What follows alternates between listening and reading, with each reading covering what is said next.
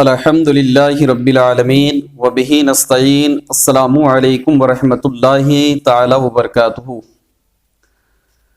قبر و دفن کے مسائل۔ میت کو دفن کرنا فرض کفایہ ہے۔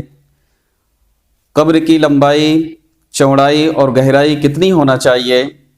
فقہائے کرام بیان فرماتے ہیں کہ قبر کی لمبائی میت کے قد برابر ہو اور چوڑائی آدھے قد کی اور گہرائی کم سے کم نصف قد کی، اور بہتر یہ ہے کہ گہرائی بھی قد برابر ہو، اور متوسط درجہ یہ کہ سینے تک ہو۔ قبر کے اندر چٹائی وغیرہ بچھانا ناجائز ہے کہ بے سبب مال ضائع کرنا ہے۔ قبر میں اترنے والے 2-3 جو مناسب ہوں، کوئی تعداد اس میں خاص نہیں، اور بہتر یہ ہے کہ کوی و نیک و امین ہو کہ کوئی نامناسب بات دیکھیں تو لوگوں پر ظاہر نہ کریں۔ جنازہ قبر سے قبلہ کی جانب رکھنا مستحب ہے کہ مردہ قبلہ کی جانب سے قبر میں اتارا جائے۔ عورت کا جنازہ اتارنے والے محارم ہو، یہ نہ ہو تو دیگر رشتہ والے، یہ بھی نہ ہو تو پرہیزگار اجنبی کے اتارنے میں مذائقہ نہیں۔ میت کو قبر میں رکھتے وقت یہ دعا پڑھیں: بسم اللہ و باللہ وعلی ملت رسول اللہ، اور ایک روایت میں بسم اللہ وفی سبیل اللہ بھی آیا ہے۔ میت کو داہنی کروٹ پر لٹائیں اور اس کا منہ قبلہ کو کریں۔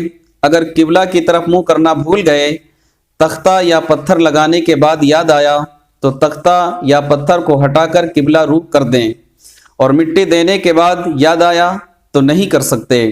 قبر میں رکھنے کے بعد کفن کی بندش کھول دیں کہ اب ضرورت نہیں، اور نہ کھولی تو اس میں حرج نہیں۔ عورت کا جنازہ ہو تو قبر میں اتارنے سے تختہ یا پتھر لگانے تک قبر کو کپڑے وغیرہ سے چھپائے رکھیں۔ مرد کی قبر کو دفن کرتے وقت نہ چھپائیں۔ تختہ یا پتھر لگانے کے بعد مٹی دی جائے۔ مستحب یہ ہے کہ سرہانے کی طرف دونوں ہاتھوں سے 3 بار مٹی ڈالیں، اور پہلی مرتبہ جب مٹی ڈالیں تو یہ پڑھیں منہا خلقناکم، اس کے بعد دوسری مرتبہ جب مٹی ڈالیں تو پڑھیں وفیہا نعیدکم، اور تیسری مرتبہ جب مٹی ڈالیں تو پڑھیں ومنہا نخرجکم تارۃ اخری۔ اس کے علاوہ بھی اگر پڑھنا چاہیں تو پہلی مرتبہ جب مٹی ڈالیں تو پڑھیں اللہم جافی الارض عن جنبیہ، دوسری مرتبہ جب مٹی ڈالیں تو پڑھیں اللہم افتح ابواب السماء لروحہ، اور تیسری مرتبہ جب مٹی ڈالیں تو پڑھیں اللہم زوجہ من حور العین، اور میت عورت ہو تو تیسری مرتبہ جب مٹی ڈالیں تو پڑھیں اللہم ادخلھا الجنۃ برحمتک۔ ہاتھ میں جو مٹی لگی ہو اسے جھاڑ دیں یا دھو ڈالیں، اختیار ہے۔ مستحب یہ ہے کہ دفن کے بعد قبر پر سورہ بقرہ کا اول و آخر پڑھیں، سرہانے الف لام میم سے مفلحون تک، اور پائنتی آمن الرسول سے ختم سورت تک پڑھیں۔ دفن کے بعد قبر کے پاس اتنی دیر ٹھہرنا مستحب ہے کہ جتنی دیر میں اونٹ ذبح کر کے گوشت تقسیم کر دیا جائے، کہ ان کے رہنے سے میت کو انس ہوگا اور نکیرین کا جواب دینے میں وحشت نہ ہوگی، اور اتنی دیر تک تلاوت قرآن اور میت کے لیے دعا و استغفار کرتے رہیں۔ قبر پر اذان دینا اہل سنت کے نزدیک مشروع ہے۔ پھولوں کی چادر بالائے کفن ڈالنے میں شرعاً حرج نہیں، بلکہ نیت حسن سے حسن ہے، جیسے قبور پر پھول ڈالنا کہ وہ جب تک تر ہیں تسبیح کرتے ہیں، اس سے میت کا دل بہلتا ہے اور رحمت بھی اترتی ہے۔ فتاوی ہندیہ میں ہے کہ قبروں پر گلاب اور پھولوں کا رکھنا اچھا ہے۔ حضور سیدی سرکار اعلی حضرت عظیم البرکت مجدد دین و ملت الشاہ امام احمد رضا خان فاضل بریلوی رضی اللہ تعالیٰ عنہ فتاوی رضویہ جلد نمبر 9 صفحہ نمبر 130/6 میں رد المختار علی الدر المختار کے حوالے سے نقل فرماتے ہیں کہ پھول جب تک تر رہے تسبیح کرتا رہتا ہے، جس سے میت کو انس حاصل ہوتا ہے اور اس کے ذکر سے رحمت نازل ہوتی ہے۔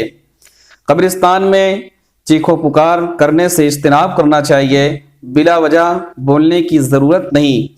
قبرستان میں جائیں تو الحمد شریف اور الف لام میم سے مفلحون تک، اور آیت الکرسی اور آمن الرسول سے آخر سورہ تک، اور سورہ یاسین اور تبارک الذی اور الہاکم التکاثر ایک بار، اور قل هو اللہ شریف 12 یا 11 یا 7 یا 3 بار پڑھیں، اور ان کا ثواب مردوں کو پہنچا دیں۔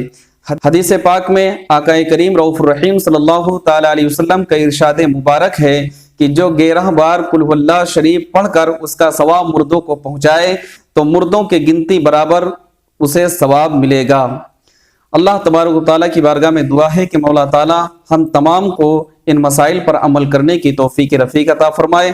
استغفر اللہ ربی من کل ذنب و خطیۃ و اتوب الیہ۔ السلام علیکم ورحمۃ اللہ تعالیٰ وبرکاتہ۔